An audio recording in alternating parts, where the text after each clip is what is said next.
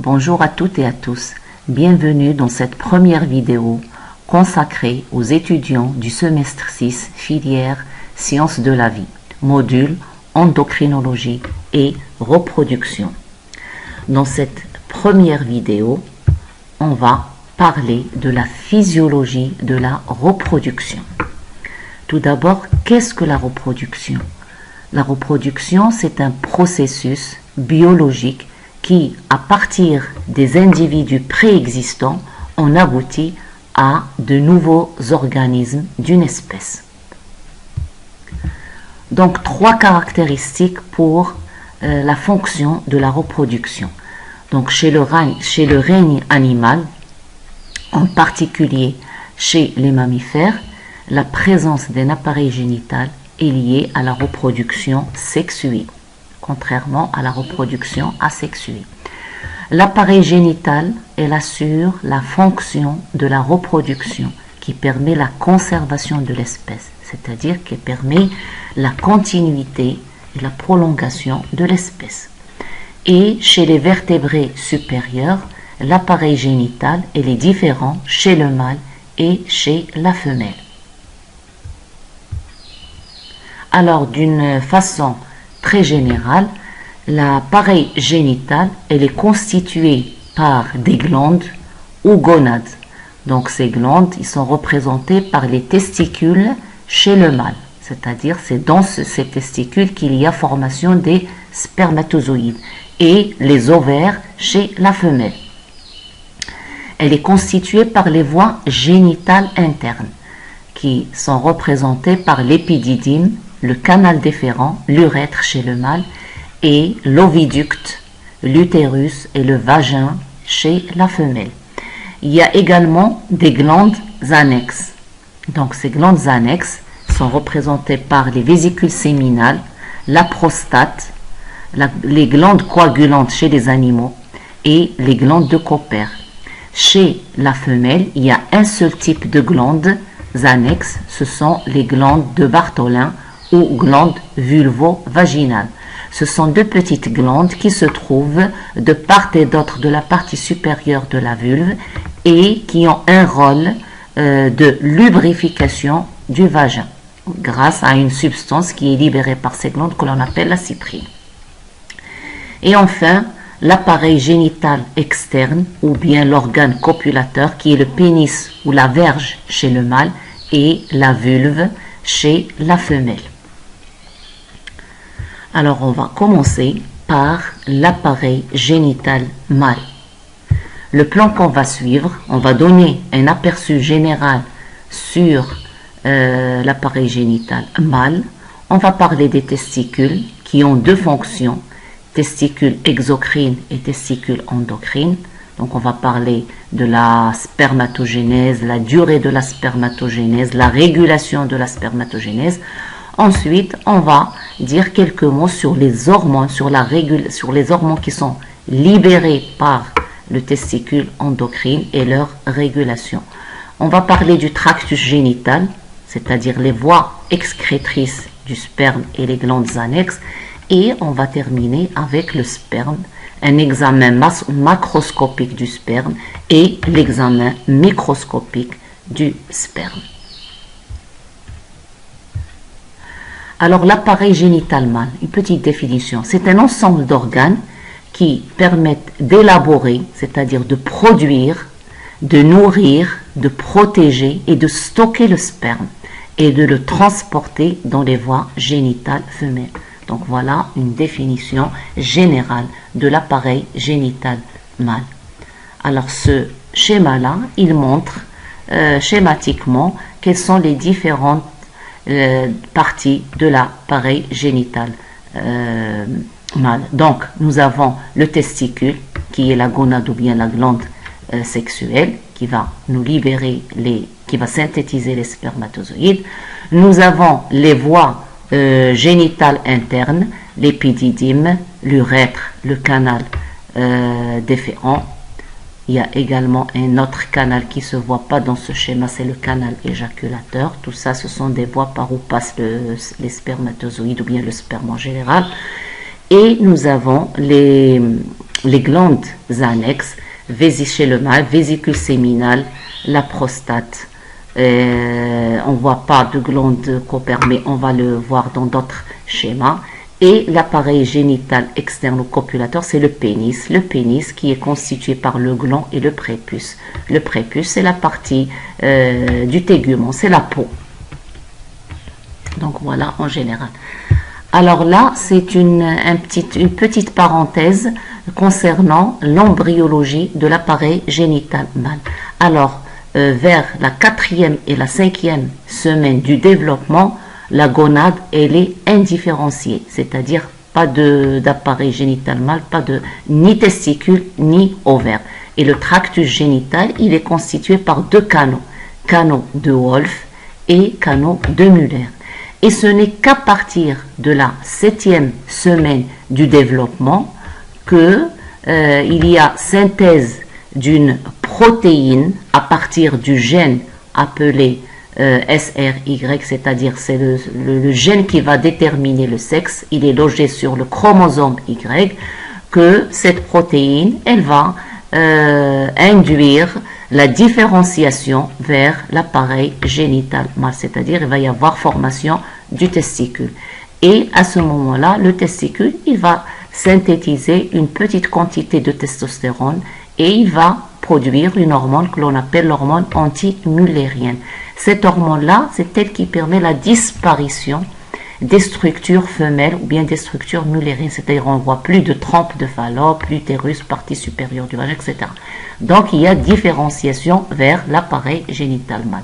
Donc cette testostérone, c'est elle qui permet le développement du tractus génital mâle, c'est-à-dire l'épididyme, canal déférent, glandes annexes et les organes génitaux externes qui sont le verge, fermeture, etc. Donc là, on va voir ça en détail après, le rôle de l'hormone testostérone. Alors, chez les mammifères, cet appareil génital, elle est constituée de trois grandes parties. Deux testicules, elle est constituée de deux testicules, elle est constituée des voies spermatiques et les glandes annexes, et l'appareil copulateur qui permet le dépôt du sperme dans les voies génitales femelles. Donc, les testicules, ils sont situés dans l'abdomen, chez le fœtus et dans les bourses à la naissance et au cours de la vie. Les bourses, c'est un sac cutané. Donc, ces animaux-là, ils sont qualifiés d'exorchides.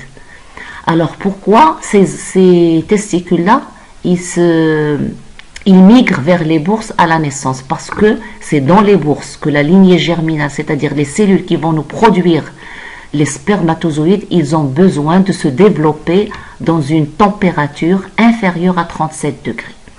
Donc c'est pour ça qu'il y a migration à la naissance et au cours de la vie. Il y a quelques exceptions chez les animaux. Donc chez les rongeurs, c'est-à-dire les rats, les lagomorphes, les lapins, les testicules, ils sont alternativement exorchides et endorchides. Ça veut dire exorchides au moment de l'accouplement, mais lors du repos sexuel, les testicules, ils montent vers l'abdomen. Donc, il y a dans le cas où les deux testicules sont absents dans les bourses, à la suite d'une migration incomplète, on appelle cette anomalie la cryptorchidie. Donc, c'est une anomalie qui est due à l'absence ou bien à la migration incomplète des testicules dans les bourses. Si elle n'est pas corrigeable, bien sûr, elle peut entraîner chez le mâle une stérilité.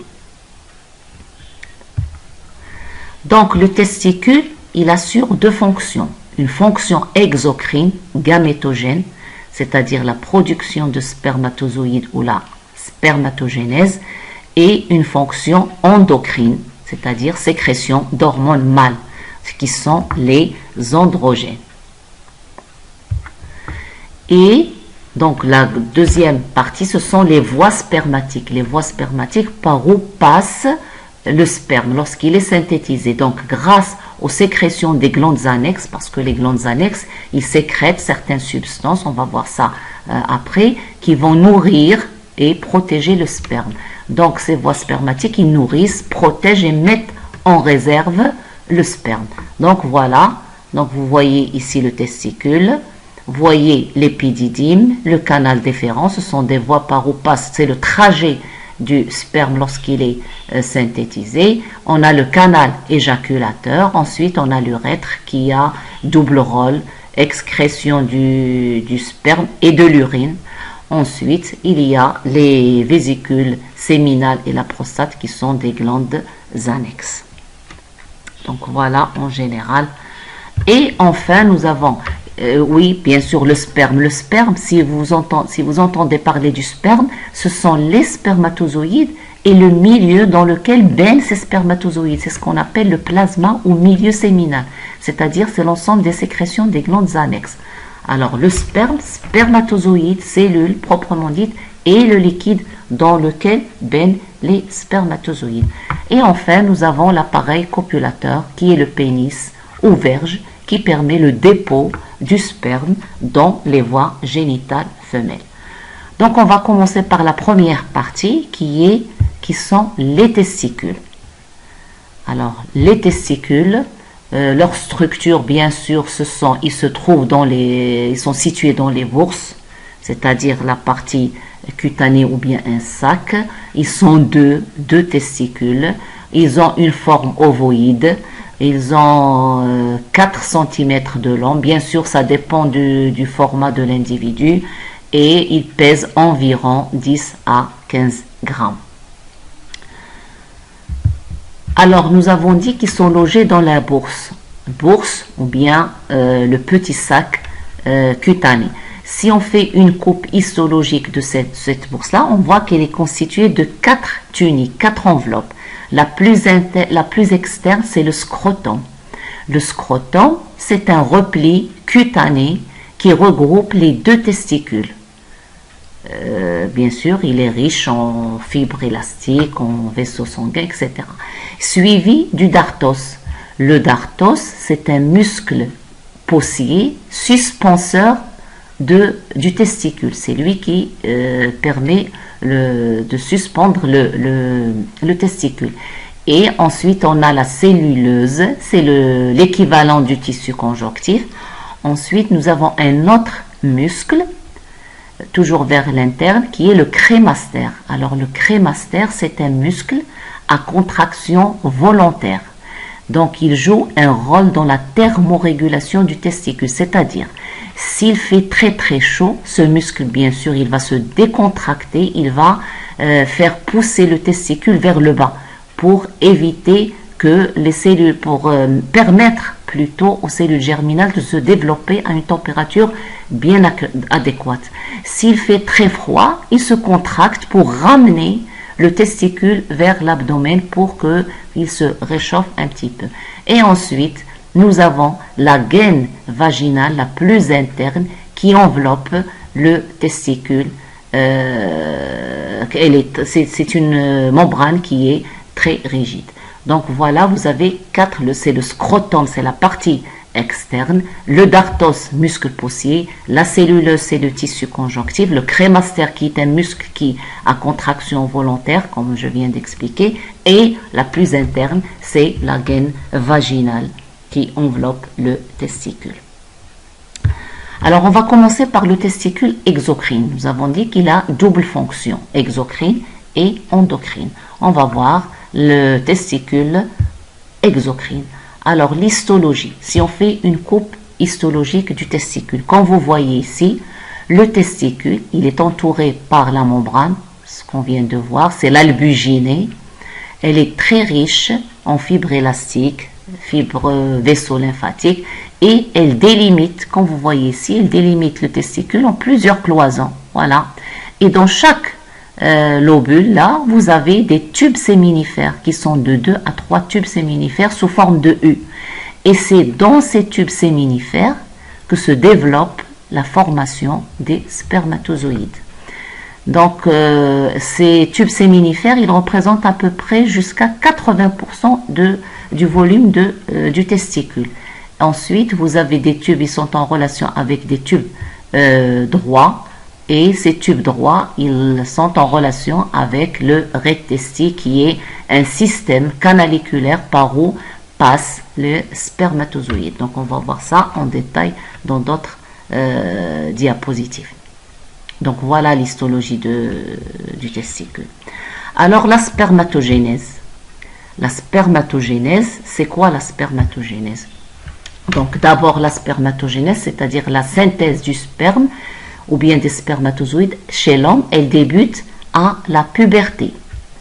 Donc, et la puberté chez l'homme, elle est entre 12 à 14 ans. Et la spermatozoïde, elle se déroule de façon continue et se produit même chez l'animal âgé. Donc vous allez voir la différence entre le mâle et la femelle. Donc chez la femelle, chez la femme plutôt, l'ovogénèse ou bien la formation des gamètes, elle est interrompue, c'est-à-dire elle n'est pas continue. Donc toujours il y a une période que l'on appelle la ménopause. Donc ça, on va le voir après. Donc voilà quelques caractéristiques. Alors au moment de la naissance, le mâle présente seulement deux types de cellules dans son tube séminifère. Il y a des cellules de soutien qui sont de petite taille, qui donneront plus tard des cellules de Sertoli. Donc rappelez-vous bien de ce nom-là, on va voir ça, c'est la cellule de Sertoli qui joue un rôle très important dans la spermatogénèse. Et on a les cellules germinales, c'est-à-dire ce sont les cellules qui vont nous donner par la suite les spermatogonies souches et qui vont nous donner les spermatozoïdes. Donc deux types de cellules, cellules de soutien nourrissantes et cellules germinales qui primordiales, ce sont les gonocytes qui vont donner les spermatogonies souches qui vont se transformer en spermatozoïdes. Donc voilà, on va voir maintenant le cycle spermatogénétique. C'est quoi le cycle spermatogénétique? C'est l'ensemble de division, de différenciation des cellules génitales qui vont donner par la suite la formation des spermatozoïdes. Et toujours, ce cycle spermatogénétique ou bien la spermatogénèse, elle se fait de la paroi vers l'intérieur, c'est-à-dire d'une façon centripète. Donc la différenciation, elle se fait d'une façon centripète, c'est-à-dire de la paroi vers la lumière. Donc ce cycle spermatogénétique, il comprend trois phases. Phase de multiplication et de croissance, phase de réduction et de maturation, et la spermiogénèse. Donc on va voir chaque phase en détail. Donc la phase de multiplication, donc les spermatogonies souches qui sont dans la paroi du tube séminifère, ils subissent quelques mitoses, c'est-à-dire ils se multiplient, la mitose, donnant naissance à plusieurs spermatogonies. Donc une spermatogonie, les spermatogonies, ils vont se transformer en spermatocytes, donc chez l'homme. Le nombre de spermatocytes 1, donc spermatogonie, va donner spermatocyte 1. Mais le nombre de spermatocytes 1, il est produit par la spermatogonie, il varie beaucoup d'une espèce à l'autre. Donc chez l'homme, une spermatogonie souche va donner 4 spermatocytes 1. Chez le taureau 16, le bélier, le lapin, chez le rat 24. Donc, ce qui nous intéresse le plus, parce qu'on va insister surtout on va parler de la reproduction humaine. Alors, les spermatocytes 1, ils deviennent ensuite de grandes cellules, c'est-à-dire ils ne vont pas se diviser. Il va y avoir augmentation de la taille, etc. Donc, mais pas de division. On les appelle des oxocytes. Donc, les oxocytes, ce sont des spermatocytes 1 de grande taille. Alors, ces oxocytes ou bien spermatocytes 1 de grande taille à 2 N chromosomes et ils ont X et Y, ils rassemblent X et Y. Cette cellule-là, ils vont subir une division réductionnelle de la méiose, c'est-à-dire il va y avoir réduction du nombre de chromosomes, c'est-à-dire chaque cellule va emporter N chromosomes et il va y avoir disjonction des hétérochromosomes, c'est-à-dire chaque cellule, une cellule va emporter X, chromosome X, et l'autre chromosome Y. Donc, je répète, les oxocytes, ils vont subir une division réductionnelle pour donner 2 petites cellules, spermatocytes 2, et chaque cellule va emporter un type de chromosome, soit X, soit Y, et ils sont à N chromosomes. Ils sont haploïdes. Donc, ces spermatocytes 2 à N chromosomes, chaque spermatocyte, à son tour, elle va subir une division équationnelle, cette fois de la méiose, mais pas réductionnelle. C'est-à-dire, d'une cellule mère, on va aboutir à 2 petites cellules spermatides qui sont allongées, toujours à N chromosomes, et qui seront près de la lumière du tube séminifère. Ensuite, nous avons la spermiogénèse. La spermiogénèse, c'est la dernière partie de la spermatogénèse. C'est-à-dire que les 4 spermatides qui sont nés de la division d'un spermatocyte 1 ne se divisent pas. J'insiste bien sur ce phénomène, ne se divisent pas, mais subissent de nombreuses différenciations pour donner des spermatozoïdes. C'est ce qu'on appelle la spermiogénèse. Donc, en général, un récapitulatif, donc une cellule spermatocyte 1 à 2 N chromosomes va donner 2 spermatocytes 2 à N chromosomes. Donc, elle subit une division réductionnelle. Et bien sûr, il va y avoir, chaque cellule va emporter X ou Y. Chaque cellule va se diviser pour donner 2 spermatides avec une division équationnelle. Ensuite, nous avons la spermiogénèse. Comme vous voyez ici, c'est très schématique. Chaque spermatide donne un spermatozoïde. D'accord? Voilà. Donc, si vous réfléchissez un petit peu, une spermatogonie va donner 4 spermatocytes 1. Donc, chez l'homme, chaque spermatogonie, à la fin, nous aurons 16 cellules spermatozoïdes. Donc là, c'est le schéma qui nous montre, donc vous voyez les tubes séminifères, voilà, et nous avons la différenciation des cellules. Donc spermatogonie qui se transforme spermatocyte 1, spermatocyte 2. Vous avez la cellule de Sertoli. On va parler de la cellule de Sertoli dans d'autres diapositives. Et à la fin, nous aurons les spermatozoïdes qui vont être libérés dans la lumière. Et entre les tubes séminifères, comme vous voyez ici, vous avez les cellules de Leydig, on va parler de tout ça après, qui vont sécréter l'hormone, la testostérone, qui va être déversée dans le sang, dans la circulation sanguine. Alors à la fin, nous obtenons le spermatozoïde. Voilà, comme vous voyez très schématiquement, le spermatozoïde qui est constitué par 3 parties, la tête, la pièce intermédiaire et la queue. Donc c'est une cellule qui est apte à féconder. Elle est de forme allongée. Donc quand vous voyez les pauvres en cytoplasme, possédant un noyau haploïde, une pièce intermédiaire et un flagelle qui permet la mobilité. Donc la mitochondrie, les mitochondries qui donnent de l'énergie pour se mouvoir. Donc voilà un spermatozoïde. Donc la durée de la spermatogénèse, elle est variable. Elle est variable selon les espèces, mais pour une espèce, elle est constante. Par exemple, chez le taureau, elle est de 65 jours, chez le bélier 49 jours, chez le rat 48 à 52 jours, chez le lapin 45, chez le singe 36, mais chez l'homme c'est 74 jours. Donc la spermatogénèse chez l'homme, elle est de 74 jours. Donc voilà la durée de chaque étape.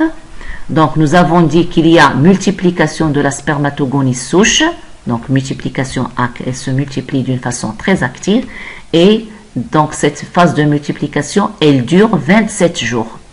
Ensuite, pour donner le spermatocyte 1, ensuite la transformation du spermatocyte 1 en oxocyte, c'est-à-dire la phase de croissance, elle dure 23 jours.